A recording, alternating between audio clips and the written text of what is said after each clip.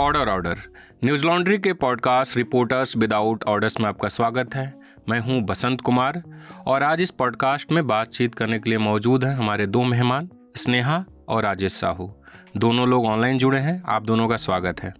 शुक्रिया बसंत, शुक्रिया। स्नेहा ने शायद ये पहली बार होगा कि पॉडकास्ट में हम पॉडकास्ट पे बात करेंगे। उन्होंने बुंदेलखंड में जो पलायन होता है और जो गांव में बुजुर्ग रह जाते हैं, बच्चे रह जाते हैं, उनका जीवन कैसा होता है, वो कैसे अपना जीवन गुजारते हैं और उनके जो बच्चे बाहर रहते हैं वो किस मजबूरी में पैसे कमा कर भेजते हैं और कैसे उनका परिवार चलता है। कैसे पलायन से सिर्फ जो व्यक्ति पलायन करता है वही इम्पैक्ट नहीं होता, जो पीछे फैमिली छोड़ के आता है उस पर क्या असर पड़ता है, उस पर दो सीरीज का पॉडकास्ट है। और साथ ही राजेश ने अभी आप सब जानते होंगे कि झांसी में, जिसको लेकर पिछले ही साल मीडिया रिपोर्ट आई थी कि वर्ल्ड क्लास बच्चों को हेल्थ की सुविधा मिलेगी, वहीं पर आग लगी और बच्चों की मौत हो गई। उस पर राजेश साहू लगातार वहां मौजूद थे, वहां से रिपोर्ट कर रहे थे, तो हम उस पर भी राजेश से बात करेंगे। तो हमारे जो दर्शक अभी देख और सुन रहे हैं, आप उनको बताएंगे कि आग आखिर लगी कैसे। ये अभी तक कहीं क्लियर नहीं हो पा रहा। एक कहा गया कि शाम को 5 बजे 15 नवंबर को एक शॉर्ट सर्किट हुआ, क्योंकि वो पूरा जो ये कमरा था स्पेशल बेबी बॉर्न वाला, इसमें ये बहुत सेंसिटिव है, मतलब इसमें ऑक्सीजन की पाइपें चारों तरफ फैली हुई। तो इसमें क्या हुआ कि कहीं एक जगह शॉर्ट सर्किट 5 बजे हुई। तो एक नर्स, ऐसा बताया जा रहा है कि एक नर्स उसे माचिस से जोड़ने की कोशिश कर रही थी। तो वहां से थोड़ा सा हुआ तो उन्होंने वो हट गई। फिर उसके बाद जब यही घटना 10 बजे करीब 10:30 पे फिर से हुई, क्योंकि अगर उस वक्त ध्यान दे दिया गया होता तो वो ना होती। वो जहां वो एक निशान छूट गया था, या फिर कह सकते हैं कि उस जगह से माने वो फैल सकती थी आग, तो वहीं से वो 9:30 बजे फैली जी। और उसके बाद जैसे वो बेड, कुल 18 बेड थे कमरे में पूरा जो बना था, तो जहां ये आग फैली उसके जो 3-4 बेड थे वो बुरी तरीके से प्रभावित हुए। उसपे एक बेड पे 4-4 बच्चे, 3-3 बच्चे थे, तो वो सबसे ज्यादा प्रभावित हुए। उधर जितने थे वो सब खत्म हो गए। एक चीज और कि जैसे जो लोग बचाने गए, बचाने जितने भी लोग आए, उनके साथ दोहरी चुनौतियां थी। एक तो कोई दूसरा रास्ता नहीं था उसमें, एकमात्र रास्ता, उसी रास्ते से आपको अंदर जाना है, उसी रास्ते से बाहर आना। दूसरे रास्ते, जैसे तर्क दिया जाता है कि क्योंकि सेंसिटिव है तो अगर हम दूसरी तरफ का रास्ता खोलेंगे तो प्रदूषण का खतरा है उसमें, इसलिए उन्होंने ये नहीं खोला था। तो क्या हुआ कि इधर से जो लोग, जैसे 10:30 बजे जब आग लगी तो लोग अंदर घुसना चाह रहे थे, लेकिन अंदर एकदम आग लगी थी तो वहां धुआं और आग जबरदस्त थी, और जो है लाइट काट दी गई थी, अंधेरा था। इन चीजों के कारण लोग अंदर पहुंच नहीं पाए। तो जो जैसे जैसे खिड़की बाद में तोड़ी गई, तो जो बाहर से जितने बच्चे निकाले जा सकते थे उनको निकाल लिया गया, वहां तक नहीं पहुंच पाए। अच्छा, एक चीज, जैसे उनके साथ जैसे फायर ब्रिगेड की गाड़ी पहले आ गई, वो अगर जैसे उनके साथ दोहरी चुनौती थी कि वो पानी भी नहीं मार सकते अंदर, क्योंकि एनआईसीयू का मामला है। कहीं ऐसा ना हो कि उनकी पाइप जो है, जो 2 इंच का पाइप, माने आधे इंच में पानी निकालते हैं, 2 इंच पानी आधे इंच में, तो उनके साथ दोहरी चुनौती थी कि उन्होंने पानी मारा ही नहीं। अच्छा। क्योंकि उनको लगता था कि अगर किसी बच्चे को ये लगा तो उसके साथ और दिक्कत होगी, इसलिए भी जो है आग लगने का जो मुख्य कारण था, मैं थोड़ा सा ज्यादा आगे बढ़ गया, मुझे सवाल के हिसाब से ही जवाब देना था। नहीं नहीं नहीं नहीं, ये बातचीत है तो बताते रहिए। हाँ, तो वही है कि जैसे एक, अगर जैसे 5:30 बजे जो शॉर्ट सर्किट हुई, उससे अगर गंभीरता से लिया गया होता, उसको ध्यान रखा गया होता, तो वो चीजें ना होती। और एक चीज, बड़ा पुराना वायरिंग है वहाँ। अच्छा। लंबे वक्त से, जैसे हर विभाग में क्या होता है कि आपको देखना चाहिए कि कहाँ क्या है, वो वहाँ की वायरिंग पुरानी है। आग जो बुझाने का जो उनके पास प्रोसेस है, जो चीजें हैं, आपने देखा होगा कि मीडिया रिपोर्ट्स में भी आया कि वो सब एक्सपायर रखी हुई है। जी। मैंने जिन लोगों ने उसका प्रयोग किया उनसे भी पूछा, तो वो यही कहते हैं कि ये चले तो, लेकिन इसका प्रभाव नहीं हुआ, जी जी। इससे आग नहीं बुझी। हो सकता है उसमें जो चीजें होती हैं वो प्रभावहीन हो गई होंगी एक्सपायर होने के हाँ। चलते, ये चीजें था। और जो आसपास इन्होंने पानी पूरा बिछा रखा था, जिसमें होता है ना कि आसपास की जैसे ही आग लगेगी वो अलार्म चल के पानी चल जाएगा, तो वो भी इनका खराब था, वो भी नहीं हो पाया कि उससे जो है बच पाते। जी। आप लगातार वहाँ से रिपोर्ट कर रहे थे। आप जो मृतक छोटे बच्चे हैं जिन्होंने अभी इस दुनिया को ठीक से देखा भी नहीं था, उनके जो परिजन थे उनसे आपकी मुलाकात हुई? उनका क्या कहना था? हाँ वो जो जिन्होंने अपनों को खोया है, अपने बच्चों को खोया है, उनकी क्या स्थिति है? देखिए, क्योंकि ये जितने भी लोग हैं वो बहुत पुअर परिवार से हैं, हम्म। और जिनके ये बच्चे थे, कई माने कि ज्यादा से ज्यादा जो 49 बच्चे थे उसमें 30 तो ऐसे थे जो 15 दिन के पहले, माने 15 दिन में पैदा हुए। अच्छा। तो ये, हाँ, इन लोगों की स्थिति ये थी कि अब बदहवास है एकदम, माने, और बुरी तरीके से जो है, बहुत बात नहीं होती। जैसे हम गए थे ये जो उसके याकूब के घर, जिसकी 2 जुड़वा बच्चियां इसमें मर गई, मतलब जल के। 2 जुड़वा उसमें बेटे? 7 बच्चे, हाँ, 2 जुड़वा बच्चियां 9 तारीख को हुई थी। हम्म। अच्छा, उसके सामने क्या था कि याकूब को कहा गया था कि जैसे उरई एक यहाँ है मेडिकल कॉलेज, वहां कहा गया कि या तो आप माँ को बचा लीजिए या तो दोनों बच्चियों को, हम्म। इस स्तर पे हम डिलीवरी करेंगे। तो उसने कहा कि नहीं, मुझे दोनों बचाना है। हम्म। तो वो लेके गए थे वहां झांसी मेडिकल कॉलेज में, बच भी गए दोनों।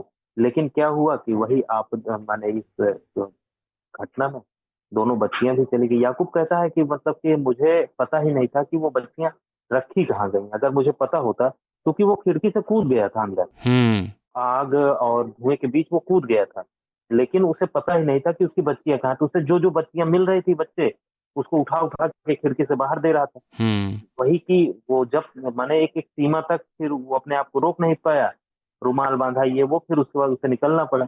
जब करीब आधे घंटे बाद उसकी दोनों बच्चियों की जो लाश थी उसके हाथ में।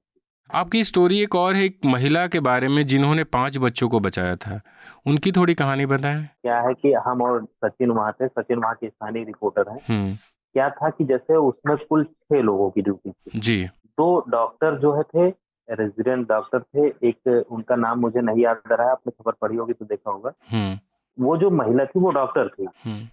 उन्होंने जो है अपने लेवल पे कोशिशें की, माने कि बच्चे बचा के भाग रही हैं। हम्म। अब बचाया, लेकिन ये था कि इनके पास भी सीमित लोग हैं।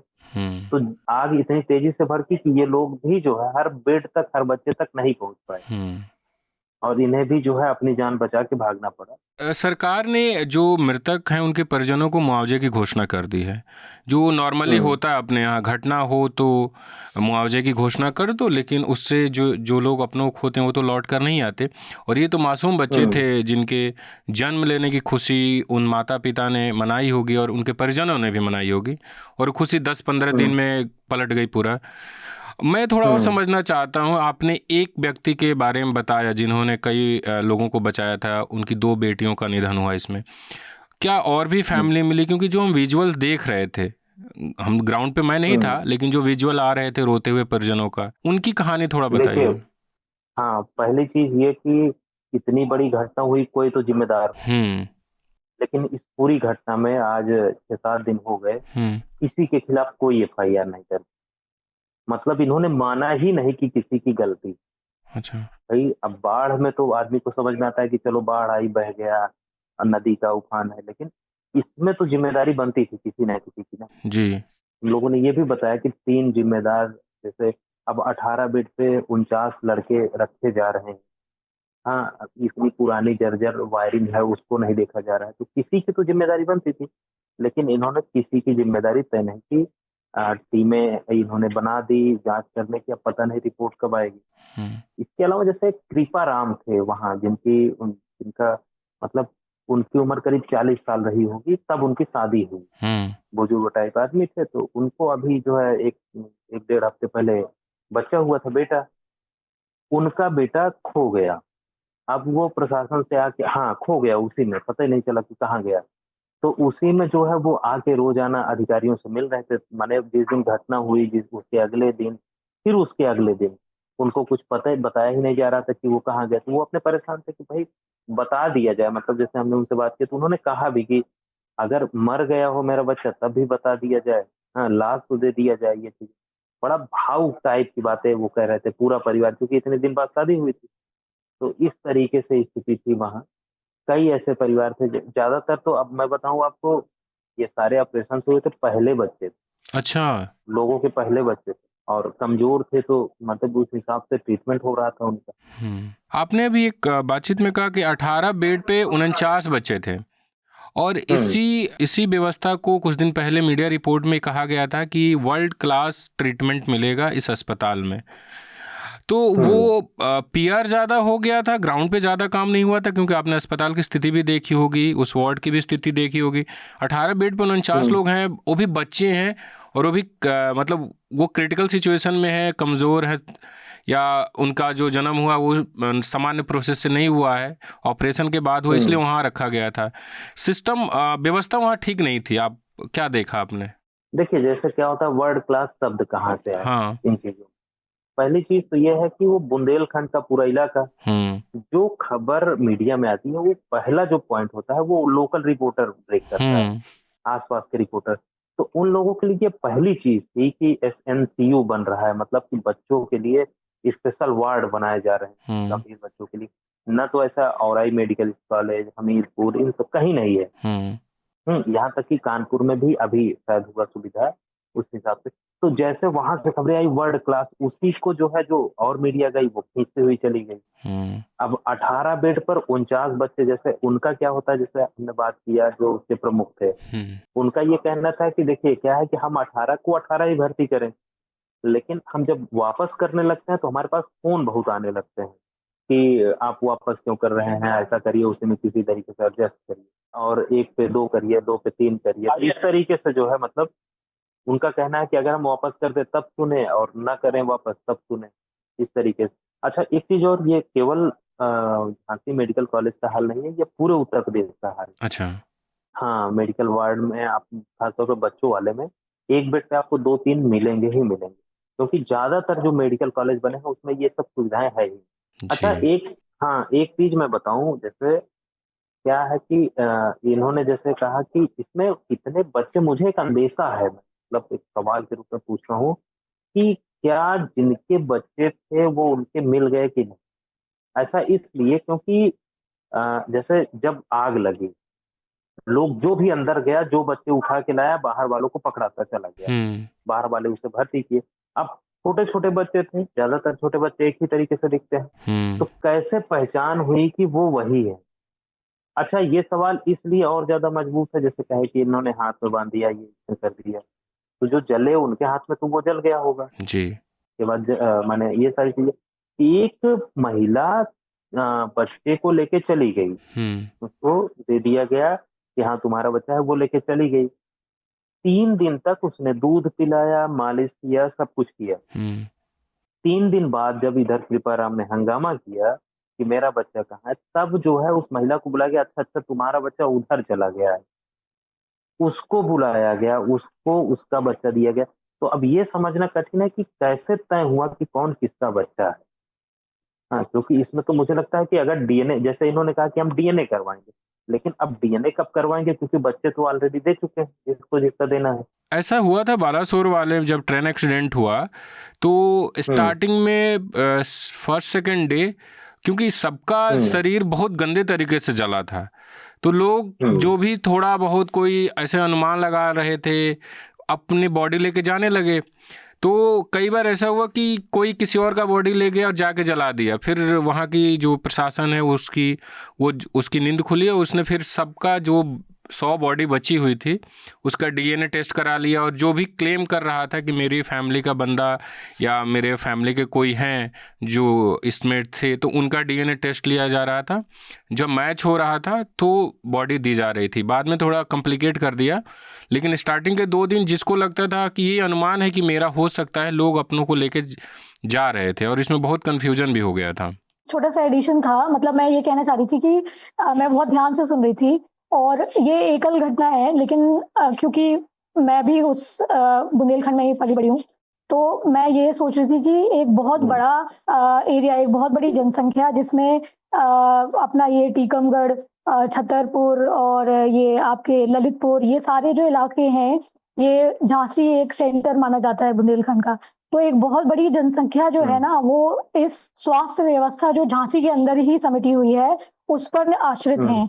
तो आप अगर देखेंगे, आप रिपोर्टर हैं, आपने रिपोर्ट किया है, लेकिन जो लोग नहीं गए हैं उस शहर में, मैं उनके लिए बता रही हूँ कि अगर आप उस शहर में देखेंगे तो आपको हर मतलब हर गली में आपको एक नर्सिंग होम, एक क्लिनिक मिल जाएगा जी। तो एक बहुत बड़ी वहाँ पर एक इंडस्ट्री जैसी चलती है जो लोगों का इलाज करते हैं, और बहुत सारे नेग्लिजेंस के केसेस मैंने खुद सुने हुए हैं जो मेरे अपने परिवार में भी हैं। तो ये चीज़ मैं सोच रही थी कि शायद ये जो घटना है ये एक बहुत बड़ी एक थॉरो इन्वेस्टिगेशन की डिमांड भी करती है, जिस हिसाब से मैं वहाँ का हेल्थ केयर और जो है ये सारी व्यवस्था देखती आ रही हूँ बहुत सालों से। जब हम ये सब चल रहा था उसी बीच दैनिक भास्कर ने एक बड़ा, अखबार ने बहुत सुंदर हेडलाइन लगाया था कि जख्म पे चूना को कोट अनकोट किया था अखबार ने। वो चूने की कहानी थोड़ा बताइए कि जिस रात को घटना हो रही है, डिप्टी सीएम और स्वास्थ्य मंत्री ब्रजेश पाठक पहुंचे वहां, और मेरे मुताबिक जो मेरी जानकारी है अपनी गाड़ी से ही गए थे लखनऊ से झांसी, और चूना गिराया जा रहा था। ये किस अधिकारी की सोच होगी कि बच्चे मरे पड़े हैं, अगर सीएम डिप्टी सीएम आ रहे हैं तो चूना लगा दो। उस पर क्या हुआ? उस पर कोई कार्रवाई की? क्योंकि डिप्टी सीएम ने एक वीडियो जारी करके बोला था कि कार्रवाई करेंगे। ये असल में जैसे होता है ना मंत्रियों का प्रोटोकॉल, आप सुने होंगे उत्तर प्रदेश में खास तौर पे है कि जैसे मंत्री जी कहीं गए और अगर थोड़ी भी ऐसी लगी कि इज्जत नहीं मिली तो वो वहां से उठ जाते हैं। अभी चित्रकूट का भी मामला इसी तरीके से रहा है, सोनभद्र में ऐसे था, मंत्री जी वापस आ गए, माने कि उनको इज्जत, ऐसा लगा कि उनको इज्जत नहीं मिली, मंच पे किसी और को बुला लिया गया। तो यही चीज है कि क्योंकि लगातार मंत्रियों के बारे में देखा जा रहा है कि इनको ये नाराज हो जा रहे हैं, ऐसा है, तो क्या हुआ कि वहाँ ये काम कौन करवाएगा? ये तो निर्देश उन्हीं का होगा ना, जो मेडिकल कॉलेज के एस.के. सेंगर जी हैं, एस.एस. सेंगर जो है, हाँ, जो प्रिंसिपल साहब हैं, तो उन्हीं का होगा, उन्हीं का आदेश होगा कि डिप्टी सीएम आ रहे हैं, इस तरीके से चूना लगवाना है। आप सोचिए उसी जगह से जहाँ चूना लगाएगा वहीं से लाश निकाली जा रही है। अच्छा।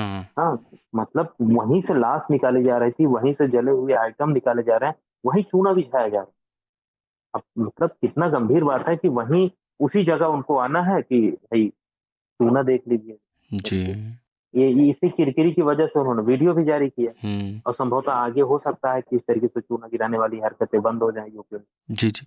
एक चीज़ हम देखते हैं कि जब ऐसी घटनाएं आती है तो हम जर्नलिस्ट भी दो चार खबर कर लेते हैं और फिर एक न्यूज़ साइकिल बन जाता है हम दूसरे में। इसमें हमारी भी कोई गलती नहीं है, न्यूज़ साइकिल है, उसमें आपको बढ़ना पड़ता है। लेकिन भारत के किसी भी हॉस्पिटल में, ज़्यादातर हॉस्पिटल में, जो अगर आग लग जाए तो सिस्टम नहीं है कि उसको तत्काल बुझाया जाए और लोगों को बचा लिया जाए। गुजरात में हमने देखा कि आग लगा एक अस्पताल में कितने लोगों की डेथ हुई थी। मोरबी वाला कांड आदि है, और बड़ा वो था कि जिस वक्त ये सब चल रहा था उस वक्त मोरबी के मामले में जो आरोपी थे जमानत पे आए हैं और उनका लड्डू से स्वागत हो रहा था। 135-37 लोग मरे थे मोरबी इंसिडेंट में, पुल वाले में। तो जिम्मेदारी तय नहीं हो पा रही। लेकिन क्या आप कोई ऐसा देख रहे हैं कि सरकार ने इस एक घटना से थोड़ा सबक ली हो और बाकी जो लखनऊ में बड़े बड़े हॉस्पिटल्स हैं, बाकी डिस्ट्रिक्ट में जो हॉस्पिटल है, उस पर थोड़ा ध्यान केंद्रित किया हो? नहीं, केवल नोटिस एनओसी जारी हो जाती है कि थोड़ा सा इनका चेक करो कि इनके पास आग बुझाने के उपकरण हैं कि नहीं।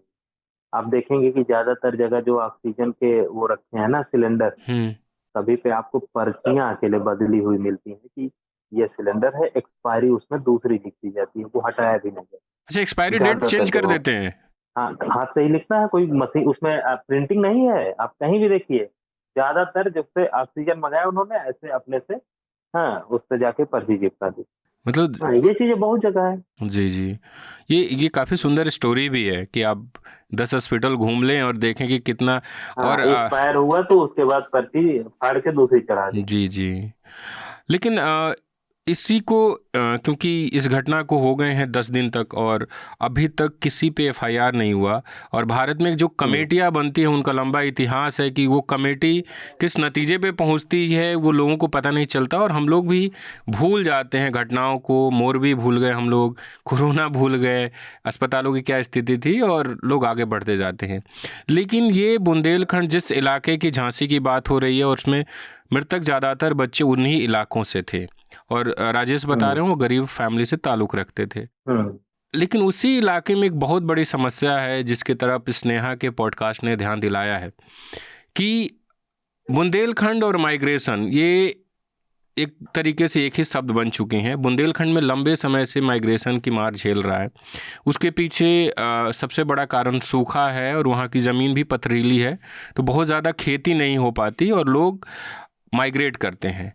स्नेहा का पॉडकास्ट सुनते हुए मुझे 2-3 जगहों पे थोड़ा लगा कि लोग कितने लाचार हैं। जैसे उसमें एक व्यक्ति कहते हैं कि मैंने अपने बेटे को पढ़ाने के लिए 8 साल तक दिल्ली में रहा, काम किया और मेरे बेटे ने 3-3 डिग्री ली, लेकिन आज उसके पास काम नहीं है, तो मेरे पढ़ाने का क्या फ़ायदा हुआ। तो आप जब उस पॉडकास्ट को सुनेंगे तो थोड़ा असहज हो जाएंगे कि नौकरियों का क्या सिस्टम चल रहा है। इसने आपको क्यों लगा कि उस कहानी की तरफ ध्यान देना कि गांव में बुजुर्ग बच जाते हैं, उनका अकेलापन, उनका जीवन कैसे चलता है? तो 2 सवाल है। पहला कि आपको क्यों लगा कि इस टॉपिक की तरफ ध्यान देना चाहिए, और आप जब उनसे मिलने गई तो वहाँ के हालात क्या है? मुझे लगता है कि ये कहानी मुझे इसलिए ज़रूरी लगी बताना क्योंकि मैं उस जगह में रहती आई हूँ और वहाँ पे मैंने बहुत लंबे समय तक उनकी स्थिति को देखा है। तो मुझे लगा कि कौन बताएगा ये कहानी और कौन कौन बोलेगा, जिसने देखा है वही बताएगा। तो जब मेरे इनफैक्ट बहुत दूर नहीं है जहाँ मैं रहती हूँ, जहाँ मेरा घर है, उसके पास में ही एक गाँव है धजरई। तो बचपन से मुझे याद है वहाँ पे एक मंदिर भी है बहुत फेमस, वहाँ पर हम जाते थे, भंडारा वगैरह होता था तो वहाँ जाते थे खाने के लिए। तो लेकिन बचपन से कभी एहसास नहीं था कि ऐसा कुछ यहाँ पे होगा। लेकिन अब जब दिल्ली आए और थोड़ा सा नज़रिया बड़ा देखा कि ऐसी चीज़ों के बारे में लोग बात कर रहे हैं, तो फिर मैंने जाके दोबारा से वहाँ उस गाँव में गई, 1-2 लोगों को जानती थी, तो उनसे बात की, तो ये निकल के आई। मैं सोच के वहाँ नहीं गई थी कि मुझे ऐसी स्टोरी करनी है कि जो लोग गाँव में अकेले रह रहे हैं। मैंने बस उनसे इस बारे में बात की कि आप इस गाँव में, मुझे ये बस पता था कि इस गाँव में बहुत सारे घरों में ताले पड़े हैं, जो कि एक बहुत कॉमन सी बात है और बहुत सालों से कहते आ रहे हैं हम कि गाँव में ताले पड़ गए हैं बहुत सारे। तो आपको वो दिखेगा वहाँ पे, वो आपको दिखेगा और आप जब लोगों से बात करेंगे ना, तो आपको, जैसे आप लाचारी की बात कर रहे थे, आपको लाचारी भी सुनाई देगी। जब वो आपको बोलेंगे कि हमारे पास कुछ काम ही नहीं है, हम क्या करें, हमारे पास खेती नहीं है। आपको पता है कि बुंदेलखंड में फ्रेगमेंटेड लैंड होल्डिंग्स हैं, तो 2 बीघा 1 बीघा इतनी छोटी ज़मीन है, तो उस पर क्या उगाएंगे और उसको क्या बेचेंगे? तो जो उगा रहे हैं वो खा रहे हैं और उसके बाद कुछ बचता नहीं है, तो और कुछ करने के लिए भी नहीं है पूरे दिन। एक ये भी उनका एक पेन है कि कुछ करने के लिए नहीं है, क्या करेंगे जी गाँव में। तो एक वो समस्या मुझे लगा ज़रूरी है बताना। मैं आपके पॉडकास्ट में एक चीज़ क्योंकि नोटिस कर रहा, मतलब बात एक सुना कि जाति, जो कास्ट है वो एक बहुत रोल प्ले करता है काम मिलने के मामले में। और एक व्यक्ति ने एक जगह कहा कि हम काम मिल भी जाता है, तो हम जब वहाँ काम करना शुरू करते हैं तो 10 दिन 5 दिन हमने काम किया, पैसा नहीं मिलता, मांगने जाओ तो जाति सूचक बातें करके भगा देते हैं। तो थोड़ा बताइए कि क्या कास्ट प्लान की वजह बनता है? बहुत सारे लोग इस बात को नहीं मानते क्योंकि इसके ऊपर कोई ऐसी फुल फ्लेजेड रिपोर्टिंग नहीं है, ना ही कोई स्टडी हुई है। लेकिन गवर्नमेंट का डेटा कहता है, बहुत रीसेंट नहीं है लेकिन नंबर्स हैं जो कहते हैं, जो मैंने अपनी पॉडकास्ट में कोट भी किए हैं कि इतने प्रतिशत, मैं वो अभी एग्जैक्ट याद नहीं है लेकिन नंबर्स हैं, वो कहते हैं कि ज़्यादातर जो लोग बाहर निकलते हैं बुंदेलखंड से वो लोअर कास्ट के लोग ही होते हैं। तो अब उनके कारण क्या है, वो बहुत सारे हो सकते हैं, लेकिन उनमें से एक जो है वो उस बातचीत में निकल कर आया और उन्होंने यही कहा कि हम जब पास के शहरों में जाते हैं, हमारे बच्चे जाते हैं, तो हम जब उनसे कमरा ढूंढते हैं उनके रहने के लिए, तो लोग कह देते हैं कि आप कौन जात हो, और आप जब बताते हैं तो फिर बहाने वो बताते हैं। और ये ऐसा कुछ नया नहीं है इसमें, मेरे लिए तो बिल्कुल भी नहीं है, मैंने अपने आसपास बहुत सालों तक ये होते हुए देखा है। तो वो एक बहुत नॉर्मल सी बात थी जो बहुत फ्रीक्वेंटली मैंने खुद देखी है। लेकिन जब उन्होंने ये बात बोली तो वहाँ पर और कोई, मतलब भीड़ नहीं थी ज़्यादा, और वहाँ पे सिर्फ उनकी कम्युनिटी के ही लोग थे, वही लोग थे उनके परिवार के, तो वो उसको खुल के बात कर पाए, खुल के बता पाए, इसलिए वो ऐसी निकल के आई। वरना वो ये अपना दर्द और ये कहानियाँ वो कहीं भी ऐसा बोलते नहीं है कि हमारे साथ ऐसा हुआ। क्योंकि वो किस तरीके से कह रहे हैं कि हम पहले दिन जाते हैं कमरा, वो कहते हैं ठीक है आप आ जाना ले लेना, अगले दिन जाते हैं फिर कह देते हैं कमरा किराए पे चला गया, और वहाँ आता है छुआछूत। स्नेहा, मैं बुंदेलखंड में रिपोर्टिंग कर चुका हूँ और कई बार गया हूँ, और ये ताला लगने वाली बात मैंने वहाँ देखी है। हाल ही में मैं गुजरात में था, और गुजरात में बहुत ज़्यादा अवैध रूप से लोग अमेरिका, कनाडा और ऑस्ट्रेलिया जाते हैं, वहाँ भी ताला लटका हुआ है। वहाँ भी जिन घरों में बुज़ुर्ग हैं, वो बुज़ुर्गों के लिए उन लोगों ने खाने पीने का इंतज़ाम किया हुआ है। एक सामूहिक रसोई जिसको बोलते हैं। कई गांव हैं जहां सामूहिक रसोई है, उसमें वहाँ उधर से पैसे भेज दिए जाते हैं डॉलर में, और वो खाना बनाते हैं, और कई बार घर घर पहुंचा दिया जाता है, कई बार लोग समूह में बैठ के खाते हैं। स्थिति अलग है, वहाँ पैसे हैं डॉलर वाले, इधर गरीबी है। यहाँ के जो बुज़ुर्ग हैं उनकी क्या स्थिति है? आपने पॉडकास्ट में बहुत सारी बातें नहीं आ पाती है 20 मिनट 21 मिनट में। आपने उनकी लाचारी को कैसे देखा? बुज़ुर्ग हैं, अस्पताल जाना है। मैंने बुंदेलखंड का जितना मेरा अनुभव है कि बाज़ार भी या गांव भी दूर दूर है, मतलब आप एक जगह से दूसरी जगह जाने में आपको समय लगता है। तो उनके जीवन में ज़रूरतें होंगी, सब्जी लाना हो, खेती के लिए ये लाना हो, फसल बीज लानी हो या खाद लानी हो, उनका जीवन, वो बुजुर्ग हैं, उनका स्ट्रगल आप थोड़ा समझाएं। बस मैं आपको बताऊं, जब मैं उनसे बात करी थी इस बारे में, तो उनको इस बात का दुख भी नहीं है कि उनके बच्चे उनके साथ नहीं रहते, क्योंकि उनको लगता है कि this is the only way out, यही एक तरीका है सरवाइव करने का। क्योंकि उनका ये कहना है कि पैसे आएंगे नहीं, हम काम नहीं करवाएंगे अपने बच्चों से, पैसे नहीं आएंगे तो हम खाएंगे क्या, क्योंकि कुछ है ही नहीं। और आप जिसकी बात कर रहे हैं कि मोबिलिटी का भी प्रॉब्लम होता है, बहुत सारे जो ओल्ड एज में लोग होते हैं, वो बिल्कुल है, वो बिल्कुल दिखता है प्रत्यक्ष रूप से। और कई सारे, मैं आपको बताऊं, कई सारे घरों में छोटे बच्चे भी होते हैं। तो अब ये ट्रेंड आ गया है कि वो छोटे बच्चों को भी स्कूल में नहीं भेज रहे हैं, क्योंकि उन्होंने देखा कि एक जनरेशन में जब कोई जॉब ही नहीं मिल रही है, इस समय कोई नौकरी ही नहीं है, तो फिर हम अगले जनरेशन के बच्चे को स्कूल भेजेंगे, तो इससे अच्छा तो ये है कि हम उसको काम पे भेजें जी। 4-5 घंटे कहीं काम पे लगा देंगे तो कम से कम 100 रुपए 150 रुपए तो लाएगा घर में। तो ये उनका कहना है। और अकेलापन बहुत ज्यादा है, वो आपस में जो रहते हैं मोहल्ले में बुजुर्ग, उनके साथ ही ज्यादातर वो समय निकालते हैं। और एक चीज में, और इसमें हमारी बात नहीं हुई कि जो बच्चे हैं, हमें ये भी याद रखना है कि सिर्फ बुजुर्ग नहीं रहते हैं, बच्चे भी अकेले रह जाते हैं। तो कहीं, क्योंकि हमें पता है कि उन शहरों में, जैसे दिल्ली में कोई काम करने आया, तो यहाँ पे उस तरह की स्थिति नहीं होती है कि आप अपने बच्चे को पढ़ाएं, यहाँ पे आप उनको रखें, और उस तरह की फैसिलिटी रहन सहन नहीं है, तो वो उनको छोड़ के आ जाते हैं वहीं गाँव में। और जब वो बच्चे बहुत छोटे होते हैं तो फिर उनको एक हद तक तो पेरेंट्स, उनके ग्रैंड पेरेंट्स ध्यान रखते हैं, लेकिन जब वो थोड़े बड़े होते हैं तो उनको स्कूलिंग भी करनी है, तो वो कैसे करेंगे? तो जो थोड़े संपन्न या थोड़े समझे हुए लोग होते हैं, जिनको लगता है कि नहीं हमें पढ़ाना है, तो उनके लिए कुछ स्कूल्स और हॉस्टल, स्कूल कम्स हॉस्टल, मतलब ऐसे निकल के आ गए हैं वहाँ पे। एक जगह है हरपालपुर, छतरपुर डिस्ट्रिक्ट में पड़ता है, वहाँ पे बहुत सारे आप देखेंगे कि डे बोर्डिंग और बोर्डिंग स्कूल्स आ गए हैं, जिनकी स्थिति इतनी जर्जर है कि वहाँ पे बच्चे जो बहुत ही गरीब बैकग्राउंड से जो बच्चे आ रहे हैं, वो वहाँ पे रहते हैं हॉस्टल में। और तखत जो होते हैं ना लकड़ी के, वो बिछे हुए हैं, एक एक जो है उसका एल्यूमिनियम का बक्सा है, और एक ऐसे खंड आले बने हुए हैं कमरे में। उसकी तस्वीर भी मैंने लगाई हुई है उस पॉडकास्ट में। आप देखें कि वहाँ पे छोटे बच्चे, एक कमरे में 15-15 बच्चे रहते हैं, और वो वहाँ पे पढ़ाई करते हैं। और बिल्कुल सरकारी स्कूल से भी बहुत ही बदतर व्यवस्था है, प्राइवेट स्कूल है ये जी। और फीस कितनी है? 25 से 27 हजार रुपए पर ईयर, तो एनुअल फीस वो भरते हैं इसकी, और वहाँ पे उनके बच्चे रहते हैं और पढ़ते हैं। मैं बच्चों वाला पार्ट इसलिए रोका था क्योंकि आपके पॉडकास्ट का दूसरा पार्ट स्कूलों पे है, तो क्योंकि वो कैसे वहाँ पे इस तरीके के स्कूल खुल गए हैं। कई आपके पॉडकास्ट में एक जर्नलिस्ट हैं, वो बताते हैं कि उनकी एक रिपोर्ट के बाद कुछ स्कूल ऐसे बंद भी हुए। तो जिस स्कूल की आप बात करें, कभी ऐसा ना हो कि वहाँ आग लग जाए, तो वहाँ जो एक कमरे में 20-20 बच्चे हैं, 15-15 बच्चे हैं, उनका क्या होगा? तो कोई रूल रेगुलेशन नहीं है उधर, मतलब जिसको स्कूल फॉलो करते हो? क्या आपकी किसी से बात हुई अधिकारी से? जी, मेरी वहाँ पर 1-2 स्कूल ओनर से भी बात हुई है, और मैंने देखे भी हैं खुद वो स्कूल जाके। तो रेगुलेशन की बात तो बहुत दूर की है। वहाँ पे ज़्यादातर स्कूल्स ऐसे ही हैं जो रजिस्टर्ड नहीं हैं, जिनको कोई रजिस्ट्रेशन नहीं मिला है, और वो बस चल रहे हैं, ऐसे ही चल रहे हैं। उनकी संख्या कम हुई है, पहले भी बहुत ज़्यादा थे, पर अब थोड़ी कम हुई है क्योंकि थोड़ा सा स्ट्रिक्ट होगा।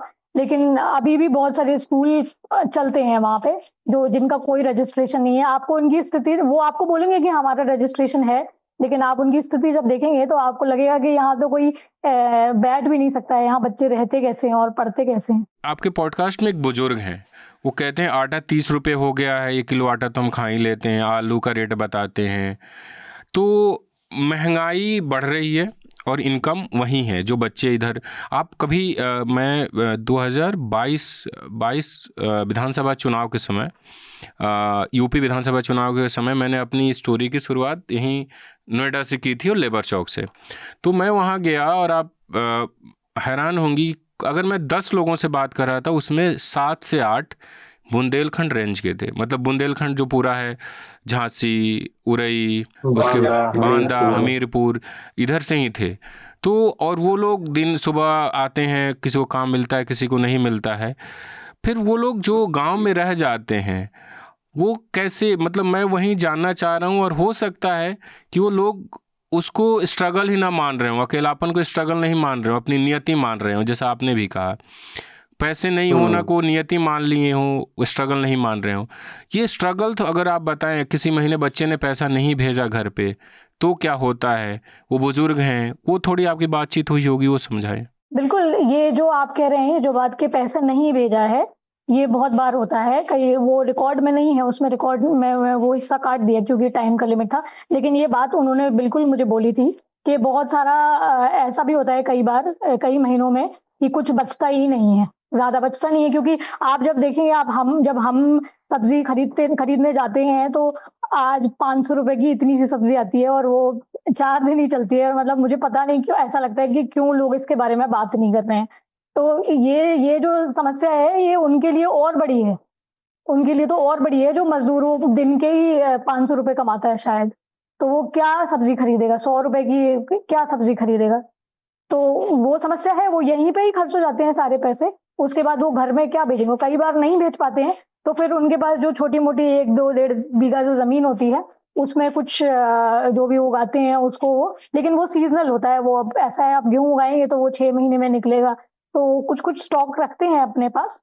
लेकिन ये समस्या बड़ी है। और एक और चीज़ मैं इसमें जोड़ना चाहूँगी कि वो ये भी मुझे बोल रहे थे कि यहाँ पे जैसे मनरेगा का जो काम होता है, उसमें बहुत ही ज़्यादा करप्शन है उधर। जी। मतलब इतना ज़्यादा कि वहाँ पे नहीं मिलता है। जो सरपंच है, हालाँकि मैंने वो हिस्सा नहीं रखा क्योंकि हमारी सरपंच से बात नहीं हो पाई। नहीं तो हम उनको बात करके और वो हिस्सा भी रखते। लेकिन वो ये कह रहे थे कि हम जब उनको बोलते हैं कि उसको कुछ कहते हैं वो पट्टा या जो भी है, कि वो काम क्यों नहीं हमें मिल रहा है, तो वो अपने पहचान वालों को देते हैं। हाँ, उस सरपंच उस गाँव में लोधी करके कोई सरपंच है, तो वो सिर्फ़ उन लोगों को ही काम मिलता है मनरेगा का जो लोधी हैं, लोधी समाज के लोगों को। और जो वंशकार हैं उनको नहीं मिलता है। उनको, उनकी बस्ती अलग है, उनकी तरफ पानी भी नहीं आता है, उनकी तरफ कोई जाएगा तो मनरेगा का उसको वो काम भी नहीं दिया जाएगा। तो एक तरीके से सोशल बॉयकॉट की तरफ वो इशारा कर रहे थे, जो कि मुझे समझ में आया। वो बहुत क्लियरली उन्होंने उसके बारे में बोला। जी। और क्योंकि पॉडकास्ट में काफ़ी विस्तार से आप सुन सकते हैं, तो हम सारी बात यहाँ नहीं करेंगे, आप जाइए पॉडकास्ट सुनिए।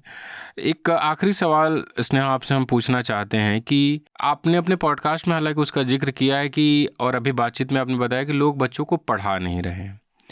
सरकारी स्कूलों का क्या सिस्टम है, वहाँ पे इंतज़ाम है? अगर है तो टीचर हैं? क्योंकि हम लोग कई बार देखते हैं कि स्कूल बना दिए जाते हैं ऐसे इलाके में, पर शिक्षक आते नहीं, आते हैं तो बच्चे नहीं आते। मैं आपको बताऊँ, वैसा ही व्यवस्था है जैसी पूरे देश में है। और आप किसी भी सरकारी स्कूल में शायद उससे खराब ही होगी। आपको पता चलेगा कि मैडम जो हैं वो दिल्ली में रहती हैं या कहीं और रहती हैं, और उनकी जगह कोई दूसरा जो है वो स्कूल वहाँ जाके अटेंडेंस लगा के आ जाता है। ऐसी इस तरह की स्थिति है वहाँ पे। और जब मैं गई थी उस समय बहुत गर्मी का समय था, आई थिंक मई जून का महीना था। तो स्कूल में ना तो वहाँ कोई नल वगैरह की व्यवस्था है, ना उसमें हैंडपंप है, उसमें भी पानी नहीं आता है। तो कई बार तो स्कूल में मतलब बच्चे इसलिए भी नहीं जाते हैं क्योंकि वहाँ पानी नहीं है, क्या बैठेंगे वो दिन भर वहाँ पे। तो बहुत बेसिक चीज़ें भी वहाँ कुछ है नहीं, और टीचर तो क्या ही पढ़ाएगा वहाँ पे आके। जी जी। बुंदेलखंड मुझे लगता है नियति को लेकर अभिशप्त है कि पानी की समस्या आप भी अभी मुझे याद है कुछ साल पहले केशव प्रसाद मौर्य डिप्टी सीएम थे, उन्होंने बोला कि बुंदेलखंड में हमने पानी की समस्या ख़त्म कर दी और आगरा रेंज इलाके में भी हम ख़त्म कर देंगे क्योंकि आगरा के इस इलाके में खारा पानी आता है। तो मैं इत्तेफाक से उसके बाद बुंदेलखंड ही जाने वाला था, तो मैंने स्टोरी की कि 3-4 ज़िले में जाके छोटे 2-2 3-3 गाँव को लेके कि अभी भी लोग पानी पीने के पानी के लिए 2-2 3-3 किलोमीटर दूर जाते हैं।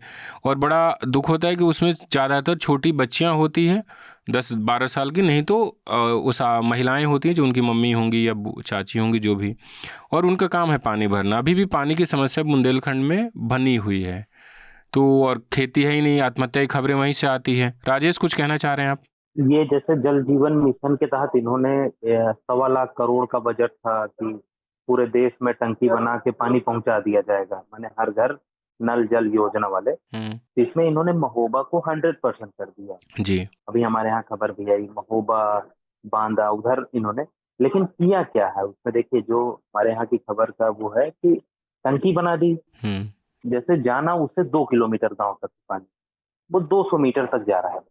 200 मीटर बाद या तो कहीं ऊंचा हो जा रहा है, कहीं कुछ हो जा रहा है, या फिर वहीं फट जा रहा है। अब उसके बाद पानी ही नहीं पहुंच पाता, और पानी ही नहीं, मतलब 200-300 मीटर तक टंकी के बाद पानी जा रहा है, उसके बाद नहीं। तो ये, और जिनके यहाँ लग गए टोटी, कई जगह खुले ही पड़े हैं ऐसे जी। हाँ, तो जो 200 मीटर वाले हैं उनके सुख हैं, बाकी सबकी स्थिति वही है। और वो जो सही है, जो अभी स्नेहा मैडम कह रही थी, लोगों ने मान लिया है कि नियति, मतलब कभी ऐसा नहीं है कि उनके अच्छे दिन थे, तो उनके हमेशा बुरे दिन थे, तो उनको लगता है कि ये तो भाषण ऐसे होता है, ये तो चलती है, ये योजनाएं हमारे लिए नहीं है, ऐसा हो ही नहीं सकता। मतलब उनको किसी चीज की फिक्र नहीं, कोई गम नहीं। हाँ, अब आप तो कह रहे हैं कि 500 रुपए कमाते, मैं कह रहा हूँ कि आप कानपुर के किसी भी लेबर अड्डे पे चले जाइए, आप देखेंगे कि वहाँ जो है सब उसी बगल बगल के सारे जिले के हैं बुंदेलखंड के, 100% वहाँ वही है, और काम भी वही, 10 दिन काम मिलता है, 20 दिन उसी में घूम रहे हैं जी। कंडीशन बहुत ज्यादा खराब है उधर की। और मुझे लगता है कि जो एजुकेशन अगर बेहतर किया जाए, जैसे मैडम बता रहे हैं, स्कूलों को अगर सुधारा जाए, बच्चों को पढ़ाया जाए, तो हो सकता है कि ये आने वाली पीढ़ी थोड़ा सा सुधार कर ले जाए। बाकी तो कोई संभावना नहीं दिखती, भले स्किल इंडिया इसकी और तमाम चीजें चले, वहाँ उसका असर नहीं। मैं बांदा गया, एक बात और बसंत मैं जोड़ना चाह रही हूँ राजेश जी, मैं एक चीज और बोलना चाहती थी कि ये तो गांव की स्थिति हम अभी बात कर रहे हैं, मैं आपको बुंदेलखंड के शहरों की भी स्थिति बता देती हूँ, क्योंकि मैं मतलब वो शहर ही है जहाँ मैं मेरा घर है। तो वहाँ पे आप देखेंगे कि जो युवा जो लोग हैं ना, क्योंकि वहाँ पढ़ाई एक समय के बाद, स्कूल के बाद कोई ऐसा कुछ है नहीं कि आप कॉलेज जाके पढ़ लें या कुछ और पढ़ लें, तो वो बाहर जा रहे हैं, कंसिस्टेंटली सब बाहर जा रहे हैं, बाहर जा रहे हैं, और वापस कोई नहीं आ रहा है क्योंकि कोई अपॉर्चुनिटी नहीं, क्या करेंगे वापस जाके। तो वो कंसिस्टेंटली वो शहर भी खाली हो रहा है एक तरीके से आप देखें, और जितने भी मतलब वो वहाँ पे जो व्यवसाय तरह के जो लोग हैं, और बाकी मतलब एक आय का जरिया अगर आप माने कोई एक है, तो वो सिर्फ छोटे व्यवसाय हैं, उसके अलावा वहाँ कुछ भी नहीं है। अगर आपके पास एक दुकान, कोई प्रॉपर्टी छोटी मोटी वो नहीं है, तो आप खेती पे तो आप नहीं जिंदा रह सकते वहाँ, या फिर आपको बाहर निकलना पड़ेगा। ये 2 रास्ते हैं। जी जी। तो इसके लिए हमारे सरकारों को कुछ करना पड़ेगा। वो हमें याद है बुंदेलखंड पैकेज एक समय था, बहुत जिक्र होता था, बुंदेलखंड पैकेज, बुंदेलखंड पैकेज। अखिलेश यादव की सरकार थी, दिल्ली से जाता था, उसका भी पता नहीं उन पैसों का क्या हुआ और क्या होता है पता नहीं चलता। गंगा सफाई पे करोड़ों रुपए खर्च हुए, और अभी 2 दिन पहले की खबर है कि एनजीटी ने बनारस के डीएम को बोला कि आप गंगा का पानी पी के दिखाएंगे। करोड़ों रुपए खर्च हो गए, कहाँ गया पैसा किसी को नहीं मालूम। बुंदेलखंड का पैसा कहाँ गया पता नहीं किसी को मालूम। मैं एक चीज़ याद आ गई बुंदेलखंड पैकेज से, कि बुंदेलखंड पैकेज से बहुत सारे मंडियाँ बनी थी हैं, और मैं 2-3 मंडी में गया था। वो स्टोरी मैं पब्लिश नहीं करा पाया, मतलब वो चुनाव के टाइम का था, और कई बार इलेक्शन के टाइम में इतनी स्टोरी हो जाती है कि कुछ रह जाता है। तो उस कहाँ की मंडी थी मैं अभी भूल रहा हूँ, उसमें घास उगे हुए। बांदा की एक मंडी है, बांदा की मंडी आप बता रहे हैं। हाँ, वो मुझे लगता है 3-4 करोड़ रुपए उस पर खर्च हुए थे बनाने में। हाँ, और एक दिन भी नहीं चली थी। हाँ, और पूरा घास भर गया है, पूरा मैंने उसकी बिल्डिंग इतनी जर्जर है कि वो कब गिर जाए पता नहीं। हाँ, हाँ, और ऐसी कई मंडियां हैं जिसमें पशु इन्होंने वो बना दिया, मैंने जानवरों को रखने हाँ, लगे, हाँ, और करोड़ों रुपए खर्च वो मिर्जापुर माने इधर की ही है, बांदा साइड की ही, ये हमीरपुर वाले बेल्ट में है कि वहाँ पशु रखे जाने लगे उस मंडियों में। फिर खबर गई जो है, तो उसके बाद जो है बदला उन्होंने हटाया, लेकिन वही है, मंडियों की स्थिति अच्छी नहीं है। असल में ये है ना कि जहाँ जौ खरीदना चाहिए वहाँ इन्होंने धान की मंडी बना दी है। हाँ, जहाँ जहाँ चने की होनी चाहिए वहाँ मूंग की बना रही है, मतलब इसी तरीके से उल्टा हो गया है। जी जी, करोड़ों रुपए खर्च करके मंडियां बनी और किसानों को कोई लाभ नहीं मिला उसका।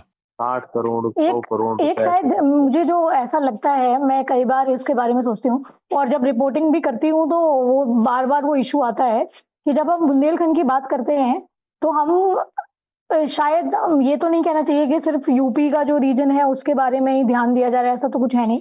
बट क्योंकि उसकी ज्योग्राफी ऐसी है कि वो मध्य प्रदेश और उत्तर प्रदेश दोनों में आता है, तो आप देखेंगे कि 6 जो वहाँ के डिस्ट्रिक्ट्स हैं वो एमपी में हैं और 7 यूपी में हैं, और वो पूरा खंड एक जो है वो पूरा बुंदेलखंड उसको कहते हैं हम। तो जब कोई भी गवर्नमेंट पॉलिसी या कुछ भी ऐसा हो, जैसे अगर आप ग्राउंड वाटर का डेटा अगर निकालना चाहें बुंदेलखंड का तो आपको नहीं मिलेगा। आपको क्या करना पड़ेगा, आपको उत्तर प्रदेश की सरकार से भी पूछना पड़ेगा और मध्य प्रदेश की सरकार से भी पूछना पड़ेगा। तो कोई भी विकास कार्य जो बुंदेलखंड के लिए है वो या तो यूपी के 7 डिस्ट्रिक्ट्स के लिए हो सकता है या फिर एमपी, और केंद्र सरकार को तो आप जानते हैं कि उनको उतना ध्यान नहीं है वहाँ पे। जी जी, तो आप हालात आप देख रहे हैं, दोनों खबरें बुंदेलखंड से जुड़ी हुई थी। एक था जब छोटे बच्चे थे, अस्पताल में इलाज करा, उनका जन्म हुआ था, इलाज हो रहा था, बड़े होने से पहले ही, दुनिया देखने से पहले ही वो दुनिया से चले गए। और जो लोग दुनिया देख रहे हैं उनकी दुनिया कैसी है, वो स्नेहा की रिपोर्ट बताती है कि उनके पास न खाने का इंतज़ाम है, न शिक्षा है, सरकार भी उन तक नहीं पहुंच पा रही, और उन्होंने उसी जीवन को अपना नियति मान लिया है। और राजेश ने सही कहा कि उन्होंने कभी अच्छा देखा ही नहीं, तो उनको मालूम ही नहीं कि अच्छा क्या होता है। और स्नेहा की बातों से एक चीज़ और निकल के आई कि कैसे मनरेगा में भी किसको काम देना है वहाँ भी जाति काम करती है। तो सही कहा जाता है जाति है कि जाति नहीं, कास्ट हर जगह आपको प्रिविलेज दिला सकता है अगर आप उसमें फिट बैठ रहे हैं। तो यही स्थिति है और इस स्थिति बदलनी चाहिए। कब तक बदलेगी बुंदेलखंड, कब तक इस त्रासदी से गुजरेगा जब लोग पलायन कर जाएंगे, गांव में बुजुर्ग बचेंगे, लोग कब तक सरकारी अस्पतालों में जाएंगे और इलाज के लिए पहले भटकेंगे, और अगर इलाज मिलेगा भी तो कब उनके साथ कोई दुर्घटना घट जाए कोई नहीं जानता। दोनों की रिपोर्ट, स्नेहा का पॉडकास्ट और राजेश की रिपोर्ट आप पढ़ सकते हैं, उसका डिटेल आपको इस पॉडकास्ट के लिंक में आपको मिल जाएगा। इसी के साथ हम अपने पॉडकास्ट के आखिरी चरण में हैं, जिसमें जो हमारे मेहमान होते हैं हम उनसे पूछते हैं कि कोई किताब, कोई कहानी, फिल्म या कुछ भी अगर उन्होंने देखा हो और हमारे दर्शकों के लिए उनका रिकमेंडेशन हो तो बताएं। स्नेहा, आपसे शुरू करते हैं कुछ फिल्म, क्योंकि आप सिनेमा की छात्र रही हैं जहाँ तक मुझे पता है। इत्तेफाक से मेरे पास आज फिल्म की ही रिकमेंडेशन नहीं है, बाकी सारी हैं। तो पहला तो मुझे ऐसा लगता है कि जो डॉक्टर अंबेडकर की जितनी भी राइटिंग है वो सबको सारी पढ़नी चाहिए, क्योंकि वो बहुत ही प्रोलिफिक राइटिंग जिसको कहते हैं, बहुत रिफाइंड। तो वो सबको लिखने का तरीका और जो बात कही जा रही है वो बहुत इम्पैक्टफुल होती है, तो मुझे लगता है कि सारी रीडिंग वो होनी चाहिए। दूसरा, 2 किताबें जो हैं जिन्होंने मुझे बहुत प्रभावित किया है, एक तो lies our mothers told us करके नीलांजना भौमिक की एक किताब है, जो उससे मैंने इसलिए बहुत ज़्यादा रिलेट किया क्योंकि एक कह लीजिए मिडिल क्लास हाउस होल्ड्स में जो औरतें बड़ी हुई हैं, जो लड़कियां बड़ी हुई हैं, उनके लिए वो किताब लिखी गई है कि किस तरह की बातें हमें शुरू से सिखाई गई हैं और उनमें क्या पैराडॉक्सेस हैं, ये सारी बात उसमें कही गई है, तो वो बहुत अच्छी किताब है। दूसरा, सिमिलर एक मिलती जुलती, seeing like a feminist, professor Nivedita Menon की किताब है। वो भी मुझे लगता है कि सारे मर्दों को तो ज़रूर पढ़नी चाहिए।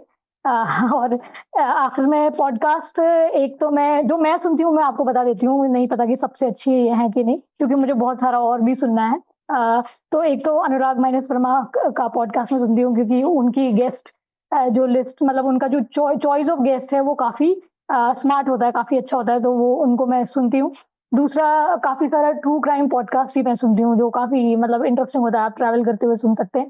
तो एक बहुत ही यूनिक सा पॉडकास्ट है IVM का, मिसकॉन्डक्ट, जिसमें 2 होस्ट होते हैं और वो बहुत ही एक फ्रेश पर्सपेक्टिव से, हम मानते हैं कि जो औरतें हैं वो क्राइम नहीं कर सकती, तो वो जो फीमेल क्रिमिनल्स होती हैं उनकी मतलब उनकी एक तरीके से उनको डाइसेक्ट करती हैं, वो क्राइम के एक्ट्स उन्होंने क्यों किया, कैसे किया, और बहुत ही फ्रेश टेक होता है उनका, जज नहीं करते किसी को लेकिन बहुत अच्छा एक तरीके से एनालिसिस है, तो आपको ज़रूर सुनना चाहिए मिसकॉन्डक्ट। जी जी। स्नेहा ने बड़ी अच्छी बात कही, बाबा साहब अम्बेडकर के लिखे हुए को ज़रूर पढ़िए, काफ़ी कुछ आप में बदलेगा, काफ़ी कुछ टूटेगा, जिसको कहते हैं भ्रम। तो राजेश आप बताएं। मुझे ठीक याद नहीं कि मैंने पिछली फिल्म कब देखी थी तो क्योंकि मैं हमेशा देख ही नहीं पाता, मेरा इंटरेस्ट भी नहीं है, तो मैं कहता हूँ जो लोग पढ़ रहा है जो चीजें वो पढ़ता रहे, खबरों के प्रति जागरूक रहे, हर चीज में केवल पहली खबर को ही सही ना माने, और भी चीजें देखे और जगह पढ़े ताकि उसे सच्चाई पता चले। मैं अभी गांधी शांति प्रतिष्ठान में गया था, और क्योंकि हमारे उर्मिलेश जो हमारे पेशे के एक सीनियर है उनको एक अवार्ड दिया गया, कुलदीप नैयर अवार्ड। तो कुलदीप नैयर की किताब, जो कुलदीप नैयर का करियर, वो 2-4 साल पहले उनका डेथ हुआ, 3 साल पहले। उन्होंने भारत के पहले प्रधानमंत्री से लेके अभी तक के प्रधानमंत्री को देखा है, यानी प्रधानमंत्री नरेंद्र मोदी इस बार पीएम बने, उससे पहले तक वो सारे प्रधानमंत्रियों को देखे हैं, कुछ के साथ उन्होंने बहुत करीब से काम किया है। तो उनकी एक किताब है उनकी लाइफ पे, वो ज़रूर पढ़ें। तो मेरा रिकमेंडेशन ये है, क्योंकि अभी मैं उनको कुलदीप नैयर अवार्ड दिया गया तो मुझे वो किताब याद आई, और मैंने बहुत पहले पढ़े थे। उस किताब का नाम है एक ज़िंदगी काफ़ी नहीं, तो आप पढ़ सकते हैं, बहुत ही सुंदर किताब है, और भारत की एक पूरी हिस्ट्री आपको सामने निकल कर आती है। स्नेहा इन्वायरमेंट पे काफ़ी अच्छा काम कर रही हैं, हम उनसे आगे भी बातचीत करते रहेंगे, क्योंकि अब हेल्थ पर कर रही हूँ दोनों एक दूसरे से जुड़ा हुआ है, क्योंकि आज मुझे लगा था कि अगर और बातचीत करते तो दिल्ली की हवा पे बात करते, क्योंकि बहुत ही ख़राब हो गई है मौसम वाली हवा, और राजेश लगातार उत्तर प्रदेश से रिपोर्ट कर रहे हैं, तो इनसे और भी हम कुछ जानकारी लेते हैं ट्विटर की दुनिया की जो लोग जानते हैं राजेश को, काफी फॉलोइंग है इनकी, तो काफी मैंने कल देखा। हाँ, बहुत ही ट्विटर वॉरियर, एकदम जबरदस्त आपका, और ये गेम अच्छा है। लोगों को टेक्निक भी बताते हैं, तो वो भी जानते हैं कि कैसे वो दुनिया वर्क करती है। लेकिन आप दोनों को फॉलो करिए, हेल्थ और इन्वायरमेंट पे स्नेहा का काफ़ी अच्छा काम है पॉडकास्ट में, और अब वो एक संस्थान से भी जुड़ गए हैं, तो और अच्छी रिपोर्ट आएगी, और देश का मौसम सुधारने में और हालात सुधारने में अपनी अपनी भूमिका निभाइए। साथ ही ये पॉडकास्ट आपको कैसा लगा, इसमें कुछ बुरा लगा या अच्छा लगा? बुरा लगा हो तब भी हमें लिखकर भेजिए, अच्छा लगा हो तब भी भेजिए। अगर आप आलोचना करेंगे तो हम बेहतर करने की कोशिश करेंगे, और तारीफ़ करेंगे तो हम थोड़े मोटिवेट होकर और अच्छे से इसको आपके सामने लाने की कोशिश करेंगे। आप सबका इस पॉडकास्ट को सुनने के लिए धन्यवाद। Journalism at News Laundry is powered by the public, because when the public pays, the public is served. Visit newslaundry.com/subscription and pick a payment plan of your choice. Pay to keep news free and independent. Your future, and indeed the future of democracy, depends on it.